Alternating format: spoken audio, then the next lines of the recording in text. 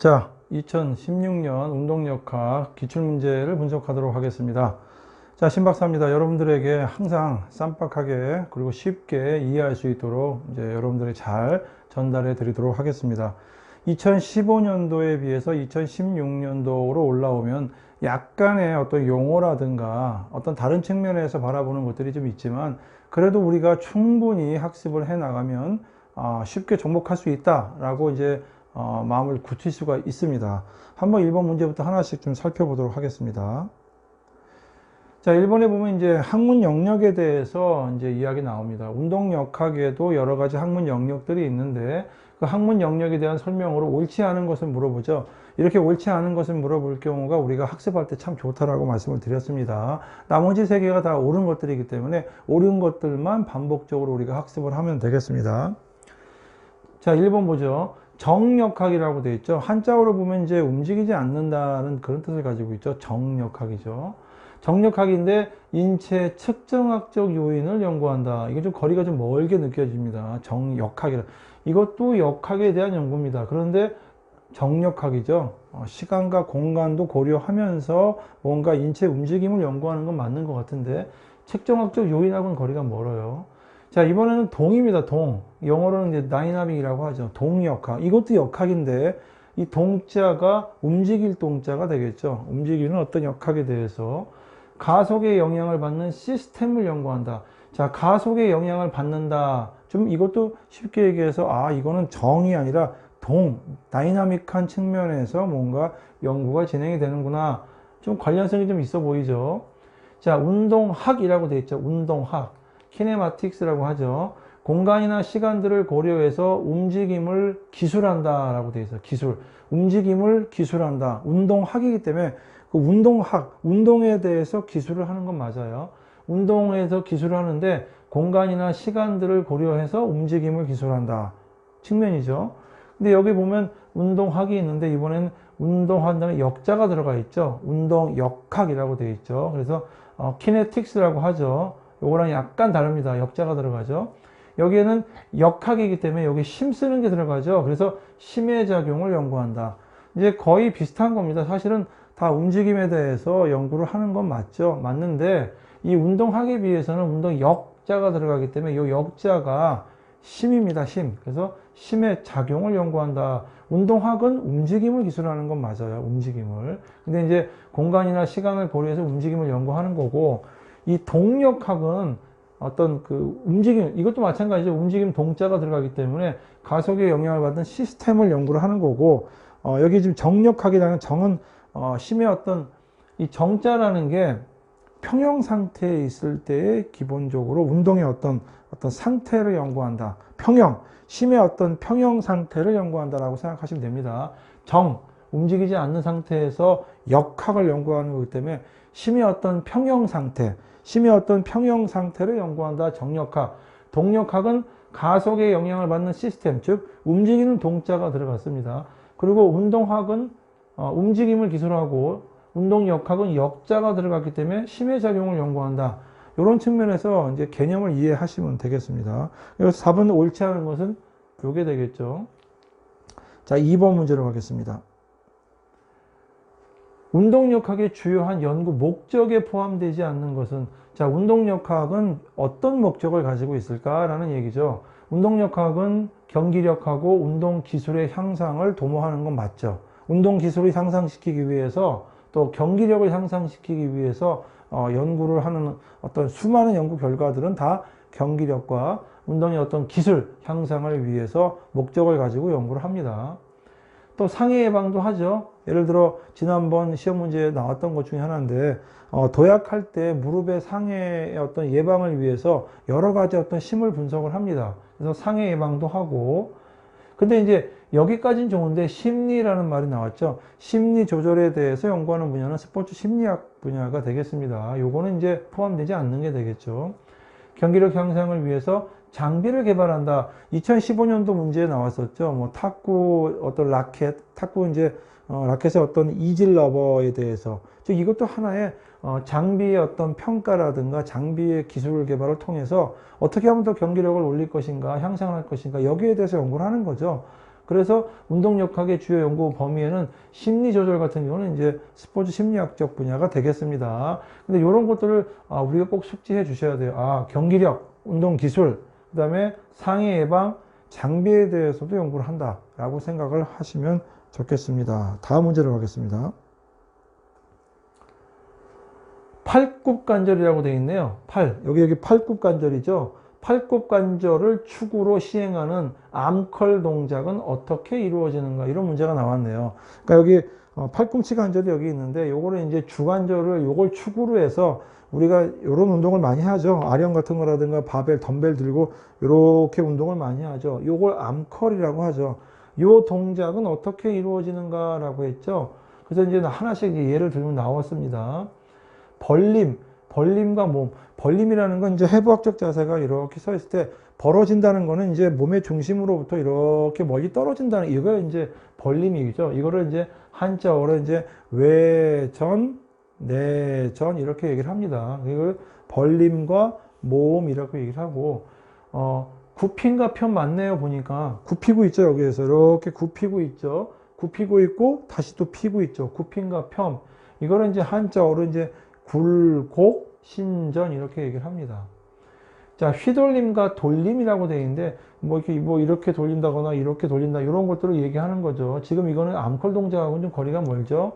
손바닥을 안쪽으로 이렇게 돌린다거나 바깥쪽으로 돌리는 거, 손바닥을 안쪽으로 돌리고 바깥쪽으로 돌리는 걸 한자어로 이제 회내, 회외 이렇게 얘기를 하는데, 지금 이 암컬 동작하고는 관련성이 가장 깊은 거는 바로 요 굽힘과 편 동작이 되겠죠. 요거를 굴곡 신전이다라고 얘기를 합니다.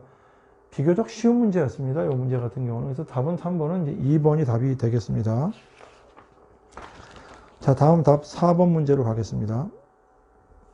운동학이라고 되어 있네요. 조금 전에 운동학은 움직임을 기술한다라는 문제가 1번 문제에 있었죠. 조금 전 1번 문제에 여기에 대한 내용 문제가 있었습니다. 운동학이라 해서 공간이나 시간을 고려하면서 어떤 움직임을 기술하는 학문이 운동학이다라고 얘기를 나왔죠.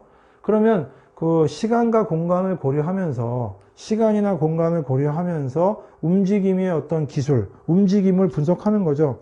아까 1번 문제가 공간이나 시간을 고려해서 움직임을 기술한다. 뭔가 움직임을, 어떤 움직임이 일어났을 때 그 움직임에 대해서 이렇게 기술, 어떤 정보를 잘 적는 거죠. 일종의 쉽게 얘기해서 잘 기술한다는 거는. 자, 그런 게 운동학이다라고 얘기해서 키네마틱스라고 얘기를 했습니다. 자, 그러면 시간과 공간을 고려했을 때 움직임을 잘 기술하는 겁니다. 그리고 움직임을 기술한다는 얘기는 쉽게 얘기해서 뭔가 분석하는 거죠. 움직임을. 그런 거를 운동학적 분석이라고 얘기하는데, 여기에 대해서 예로 옳은 것은 어떤 것이냐라고 얘기를 하고 왔습니다. 그럼 하나씩 이제 좀 보시면 금방 찾을 수 있을 거예요. 테니스 포핸드 스트로크라는 건 이제 테니스 포핸드 스트로크, 이제 이렇게 우리가 일반적으로 이제 포핸드 스트로크를 합니다. 테니스에서. 테니스 포핸드 스트로크가 나왔는데, 그립에 압력이라는 거는 이제 프레셔를 쿡 누르는 거죠. 테니스 포핸드 스트로크에서 이 그립 압력의 크기가 얼마나 되느냐, 이거를 측정하는 거다. 자, 시간과 공간을 고려하면서 움직임의 어떤, 신체 움직임의 어떤 그 기술 하는 게 운동학이라고 했는데, 이거는 압력, 즉 힘을 분석하는 거죠. 힘의 크기를 측정하는데, 이거는 운동학적 분석이 아니구나 라고 생각할 수 있겠죠. 다시 한번 얘기하면 운동학이라는 게는 시간과 어떤 공간을 고려하면서 움직임, 인체의 어떤 움직임이죠. 물론 인체 말고도 물체의 움직임도 기술합니다. 이 움직임에 대해서 기술하는 건데, 이건 움직임이 아니라 압력, 역자가 들어갔죠. 힘이 들어갔죠. 이 프레셔, 이 크기가 얼마나 되느냐 측정하는 거는 운동학적 분석이 아니라 운동역학적 분석이 될 거예요. 근데 어찌됐건 간에 분석의 예로 옳지는 않습니다. 자, 두 번째 같은 경우는 이제 스쿼트 동작이 나옵니다. 스쿼트 동작이라는 건 아시죠? 이렇게 위에 올려다 놓고 이렇게 앉았다 일어나는 스쿼트 동작이 있죠. 이 스쿼트 동작에서 이 대퇴사두근 있죠. 우리 넓적다리에 보면 대체 네 개의 머리가 있는 대퇴사두근이 있는데, 이 대퇴사두근의 근육이 얼마나 활성화되고 있느냐, 요거를 측정하겠다. 요것도 보면은 움직임을 기술한다라고 보다는 근육의 어떤 근전도 같은 걸 통해서 근육의 활성도를 측정하겠다. 2015년도 문제 한번 나왔습니다. 근전도 측정과 관련해서 이 근활성도를 측정하는 문제가 한번 나왔었어요. 자, 이제 이것도 이제 거리가 멀죠. 축구 헤딩 한답니다. 공이 날라오는데 헤딩을 하는데, 헤딩을 하고 나서 착지를 할 때 이 무릎 관절의 이 모멘트가 어떻게 되느냐. 이제 운동 상해에 관련된 것도 분석 대상이 되는 운동 역학적 분석이 되겠네요, 보면. 골프 드라이버 스윙을 한답니다. 골프 드라이버 스윙을 하는데, 스윙 시에 클럽의 맨 끝에, 골프 같은 경우는 이제 클럽의 맨 끝에 헤드 부분이 있죠. 그 헤드 부분의 최대 속도가 어떻게 될까? 요거를 계산한답니다. 그럼 요게 맞느냐만. 아까 얘기했듯이 시간과 공간을 고려해서 움직임의 기술이라고 했죠. 자, 그러면 보세요. 골프 드라이브 스윙을 한답니다. 골프 드라이브 스윙을 할 때 시간과 공간을 고려하죠. 시간과 공간을 고려해서 이 클럽 헤드가 최대의 속도가 됐을 때, 어느 정도 최대의 속도가 됐을 때 가장 비거리가 잘 나올까, 이거에 대해서 계산할 수가 있겠죠. 그러면 이거는 운동학적 분석이 되겠습니다. 그러니까 요거를 정확하게 아시면 다음 문제도 같이 풀 수 있는 거예요. 운동학이죠. 키네마틱스.